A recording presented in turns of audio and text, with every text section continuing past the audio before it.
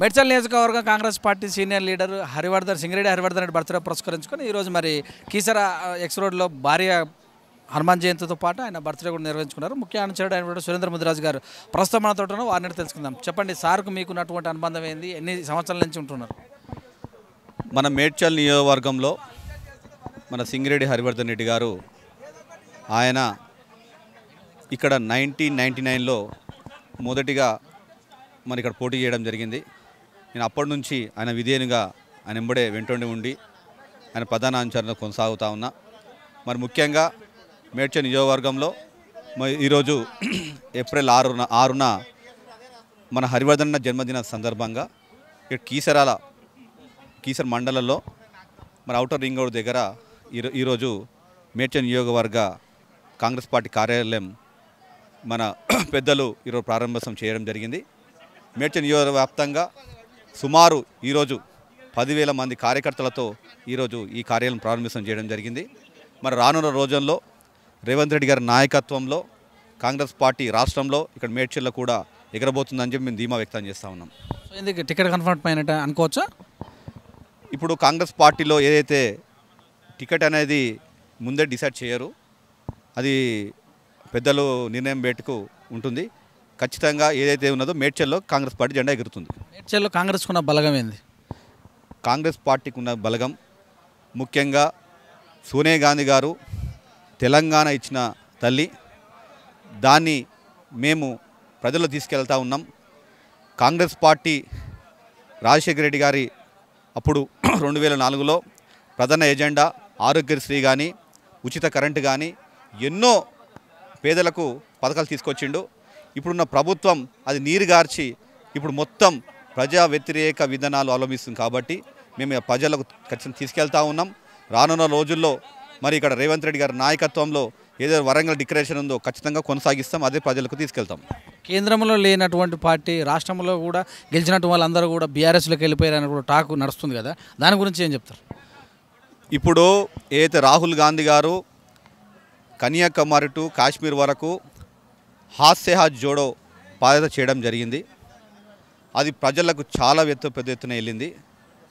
ఖచ్చితంగా అక్కడ కేంద్రంలో ఇక్కడ రాష్ట్రంలో దేశంలో ప్రజలు కూడా ప్రభుత్వాల మీద చాలా వ్యతిరేకత వస్తూ ఉంది. మీరు చూస్తూ ఉన్నారు, రాహుల్ గాంధీ గారు ఖచ్చితంగా ప్రధానమంత్రి అవుతాడు. ఇక్కడ రాష్ట్రంలో కూడా రేవంత్ రెడ్డి గారి నాయకత్వంలో ఖచ్చితంగా ఈసారి మరి ప్రభుత్వం ఏర్పాటు చేస్తామని ధీమా వ్యక్తం చేస్తూ ఉన్నాం. మరి అదేవిధంగా చూస్తూ ఉన్నాం, ఇప్పుడు ఇక్కడ రాష్ట్రంలో కూడా ఒక రాక్షస పాలన నడుస్తూ ఉంది, అని లీకుల పాలన నడుస్తూ ఉంది, ఫామ్ హౌస్ పాలన నడుస్తూ ఉంది. రానున్న రోజుల్లో కూడా ప్రజలు అన్ని చూసుకుంటూ ఉన్నారు. ఖచ్చితంగా మన రానున్న రోజుల్లో కూడా ఇక్కడ కాంగ్రెస్ పార్టీ జెండా ఎగరేయని కారణం ప్రజలు సిద్ధంగా ఉన్నారు. కార్యకర్తలు కూడా మరి కంకణం పట్టులు ఉన్నారు, చూశారు కదా. ఇప్పుడు చూస్తున్న పొద్దున్న నుంచి కూడా ఇంకా మాకు కార్యకర్తలు వస్తూ ఉన్నారు, పోతూ ఉన్నారు. ఖచ్చితంగా కూడా అందరూ కూడా మరి కాంగ్రెస్ పార్టీ నాయకత్వం బలంగా ఉంది. మా నాయకులు కూడా ఎప్పటికప్పుడు పర్యవేక్షిస్తూ ఉన్నారు. మరి మేడ్చల్ నియోజకవర్గంలో కూడా హాస్యహాజ్ జోడో కార్యక్రమం కూడా హరివర్ధన్ రెడ్డి గారి నాయకత్వంలో కూడా నాయకులందరం కలిసి ఐక్యమత్యమై మరి ఈరోజు ఇంటింటికి తిరుగుతూ కాంగ్రెస్ పార్టీ వస్తే ఏం చేస్తామనేది కూడా మేము వివరంగా చెప్తా ఉన్నాం, చేస్తూ ఉందాం కూడా. అది కూడా ప్రజలు కూడా నమ్ముతారు. గతంలో కాంగ్రెస్ పార్టీకి వ్యతిరేకంగా టీడీపీ పుట్టింది. 2018లో కాంగ్రెస్ టీడీపీ పొత్తు చేసుకున్నాయి. సో అలాగే చూసినట్టయితే ఇప్పటిదాకా మీరు టీఆర్ఎస్ మీద పొట్లాడి రాబోయే రోజులలో కలిసే అవకాశం ఉన్నట్టు కూడా ఒక మరి నడుస్తుంది చర్చ దీని మీద. మాకు నిన్ననే మా రేవంత్ రెడ్డి గారు ఒక ప్రెస్ మీట్లో చెప్పడం జరిగింది, ఎలా శాయశక్తుల ఇలాంటి ఎప్పుడు కూడా మేమున్నంత వరకు బీఆర్ఎస్ కొట్లాడేదే బీఆర్ఎస్ తోటి మేము ఎలాంటి పొత్తులు ఉండయి, అది ఊహాజానకమే. బీఆర్ఎస్ పోయేది వాళ్ళు టీఆర్ఎస్ పోయి బీఆర్ఎస్ పెట్టుకున్నారు, అది ఆ బీఆర్ఎస్ తీసుకుంటారని చెప్పి చెప్తా ఉన్నా. దాంతో ఎలాంటి పొత్తులు కూడా ఉన్నాయి. మరి ఎలా ఉంది? దాదాపుగా సీనియర్ నాయకులు జూనియర్ నాయకులు అనే పంచాయతీ కూడా ఉంది కదా, సో అది ఎలా ఉంది? అది సమసిపోయినట్టేనా? లేదా టికెట్ కూడా మేడ్చల్లో చాలామంది పోటీ పడుతున్నారు, మీ నాయకుని పరిస్థితి ఎలా ఉంటుంది? ఏది ఏమైనా అధిష్టానం నిర్ణయం మేరకే ఇక్కడ కట్టుబడి పనిచేస్తారు కార్యకర్తలు కూడా. ఏది అయినా సర్వేలలో ఎవరైతే ముందు పనిచేస్తారో, ముందుంటారో, ప్రజలతో మమైకమైతుంటారో అవన్నీ పరిగణలు తీసుకొని నాయకత్వం ఒక మంచి వ్యక్తిని టికెట్ కన్ఫర్మ్ చేస్తూ ఉంది. అది కూడా మేము ఆయన ఎవరు రేవంత్ రెడ్డి గారి నాయకత్వంలో ఇక్కడ ఎవరికి అయితే ఇస్తారో అది ఖచ్చితంగా మేము వాళ్ళ వెంబడే ముందు పనిచేస్తాం, గెలిపిస్తాం కూడా. జర్నలిస్ట్ పేరు పొందినటువంటి తిన్మార్ మల్లన్న ఇక్కడ వచ్చే అవకాశం ఉందని అంటారు, దీన్ని ఎలా చూడాలి? ఇక ఎవరైనా రావచ్చు, అది మేము మనం ఎట్లా చెప్తాం, ఎవరైనా రావచ్చు, ఎవరైనా అనుకుంటారు, కానీ అది కావాలి కదా, అది మేము అది ఆయన ఇష్టం. మేమైతే కాంగ్రెస్ పార్టీ కట్టుబడి, కాంగ్రెస్ పార్టీ గెలుపు గురించి కాంగ్రెస్ పార్టీ ఏదైతే కాంగ్రెస్ పార్టీ ఇంతకుముందు చేసినది ఇప్పుడు ఏందో అదే తీసుకెళ్తున్నాం. ప్రజలు కూడా బ్రహ్మాండంగా బ్రహ్మరథం పడుతున్నారు. రానున్న రోజుల్లో కాంగ్రెస్ పార్టీ ఇక్కడ మేడ్చల్లో కూడా కాంగ్రెస్ పార్టీ గెలుస్తుంది. అత్యధిక మున్సిపాలిటీ ఉన్నటువంటి నియోజకవర్గం ఇక్కడ. సో మినిస్టర్స్ కూడా ఇప్పుడు గతంలో మినిస్టర్, ఇప్పుడు కూడా మినిస్టర్ కాదని ప్రజలు మీ వైపు చూస్తారంటారా?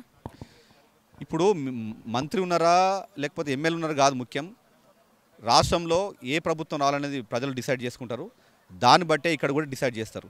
ఎందుకంటే ప్రభుత్వం చాలా చెప్పింది, పేదలకు 3 ఎకరాల భూమి ఇస్తా అని చెప్పింది, ఇంటికి ఉద్యోగం ఇస్తామని చెప్పింది, నిరుద్యోగులకు నిరుద్యోగ బుద్ధి ఇప్పిస్తా అని చెప్పింది, ఎన్నో ఊహాగానాలుగా పనులు హామీలు ఇచ్చారు, ఇంతవరకు నెరవేర్చలేదు. డబుల్ బెడ్రూమ్ ఇస్తామని చెప్పింది, మరి ఇవన్నీ ఎక్కడ పోయినాయి? అది మేము తీవ్రంగా ప్రజలు తీసుకెళ్తా ఉన్నాం. మన రానున్న రోజులు కూడా ఇంకా ఉధృతంగా పనిచేసి మేము ఖచ్చితంగా ఏదైతే ప్రజలకు ఇచ్చిన హామీలు ఏదైతే ఉన్నాయో, ఇప్పుడు మేము చెప్పేటి 500 రూపాయల గ్యాస్ కానీ ఇతర ఏవైతే ఉన్నాయో అన్నీ కూడా రానున్న రోజుల్లో కాంగ్రెస్ పార్టీ రాగానే అవి మేము నెరవేరుస్తాం. సో బీఆర్ఎస్ మీద వ్యతిరేకత ఉందంటవా, కాంగ్రెస్ మీద నమ్మకం పెరుగుతుందంటవా? సర్వేలు చెప్తా ఉన్నాయి, కాంగ్రెస్ పార్టీ ఇప్పుడు సుమారు అధికారం దిశగా దూసుకెళ్తూ ఉంది. అందుకే రేవంత్ రెడ్డి గారు, మా ఇన్ఛార్జ్ గారు కూడా ఎప్పటికప్పుడు 10 నియోజకవర్గంలో కూడా సర్వేలు చూస్తూ ఉన్నారు. ఖచ్చితంగా ఇప్పుడు చూస్తూ ఉన్నారు, ఎవరికి కూడా నిరుపేదలకు ఏ పథకాలు అందని పరిస్థితి, అది ప్రజా వ్యతిరేకంగా కనిపిస్తూ ఉంది. ఇప్పుడు రానున్న రోజుల్లో కూడా ఇది ఇంకా తీవ్రంగా మా ఎవరైతే ఉన్నారో నియోజకవర్గ నాయకులు ఆశా జోడో నియోజకవర్గాల్లో ఉద్ధృతంగా తీసుకెళ్తా ఉన్నారు. ప్రతి ఒక్కరికి కూడా వాళ్ళకి తీసుకెళ్ళి వాళ్ళకు ప్రజలకు వివరిస్తూ ఉన్నాం. వాళ్ళే చెప్తా ఉన్నారు, మేము చెప్పేది కాదు, వాళ్ళే చెప్తా ఉన్నారు. రానున్న రోజు మార్పు తథ్యం. ఆత్మీయ సమ్మేళనాలను పెట్టి ప్రజలందరికీ ప్రభుత్వ పథకాలు తీసుకెళ్తున్నాం, మేము అంతా మా వైపు ఉన్నారంటారు ప్రభుత్వం. ఎక్కడ చూసినా వాళ్ళకు తీవ్ర వ్యతిరేకత ఎదురవుతూ ఉంది. మన నిర్మల కూడా అదే పరిస్థితి, ఎక్కడ ఉన్నా అదే పరిస్థితి. వాళ్ళు జవాబు ప్రజలకు చెప్పలేని పరిస్థితి ఉంది. కార్యకర్తలు కూర్చొని ఆత్మీయ సమ్మేళనం చేసుకుంటే ఇక మరి ప్రజలకు దగ్గరికి వెళ్ళాలి, కానీ ప్రజలకు వెళ్ళి తెలుస్తుంది. వాళ్ళకు కూర్చుంటే ఎవరైనా వాళ్ళు మంచి అనిపిస్తుంది. అది కూడా వాళ్ళకు మరి విరక్తి వచ్చేసి కాంగ్రెస్ పార్టీ వైపు చూస్తూ ఉన్నారు. రానున్న రోజుల్లో భారీ చేరికలు ఉంటాయి. మరి ఇది ఆల్రెడీ మీరు సర్వేలలో చెప్తా ఉన్నారు. ఇది ఖచ్చితంగా కూడా రానున్న రోజుల్లో మరి కాంగ్రెస్ పార్టీ దిశగా మరి దూసుకెళ్తూ ఉంది, అధికారం దిశ తీసుకెళ్తూ ఉంది. మేము కూడా మన ఏదైతే రేవంత్ రెడ్డి గారు ఇప్పుడు పాదయాత్ర మనం చూశారు, మంచి స్పందన. ఇప్పుడు మళ్ళీ కూడా 10వ తారీఖు నుంచి కూడా మళ్ళీ పునరావృతం అవుతున్నది. దాన్ని కూడా ఇంకా పెద్ద ఎత్తున మేము ఆశాస్త్ర జోడలో పాల్గొని ఏది రానున్న రోజుల్లో కూడా తెలంగాణలో పెద్ద ఎత్తున మరి అది చాలామంది కూడా మాజీ ఎమ్మెల్యేలు కూడా చేరబోయే అవకాశం ఉంది. అది కూడా మేము పునఃపరిశీలిస్తూ ఉన్నాం. మరి ఏదైతే రాహుల్ గాంధీ గారు హాస్య జోడో చాలా మంచి స్పందన వచ్చింది. దానివల్ల కూడా చాలా అధిక మంది నేతలు మా కాంగ్రెస్ పార్టీ చేరే అవకాశం ఉంది. సో పెద్ద నియోజకవర్గం, పార్లమెంట్ నియోజకవర్గం. సో ఆ నియోజకవర్గానికి ఎంపీ మీ అధ్యక్షులు. సో మరి ఎప్పుడు మాట్లాడిన కేటీఆర్ కావచ్చు, మిగతా కావచ్చు, ఎంపీగా ఉన్నటువంటి వ్యక్తి మీ యొక్క నియోజకవర్గాన్ని ఏం చేశాడని ప్రశ్నిస్తారు, దాన్ని అని చెప్తారు. ఇప్పుడు ఏదైతే ఆయన గెలిచినప్పటి నుంచి ఆయన మరి అధ్యక్ష బాధ్యతలు స్వీకరించారు. మా కూడా రివ్యూ మీటింగ్ తీసుకుంటా ఉన్నాడు.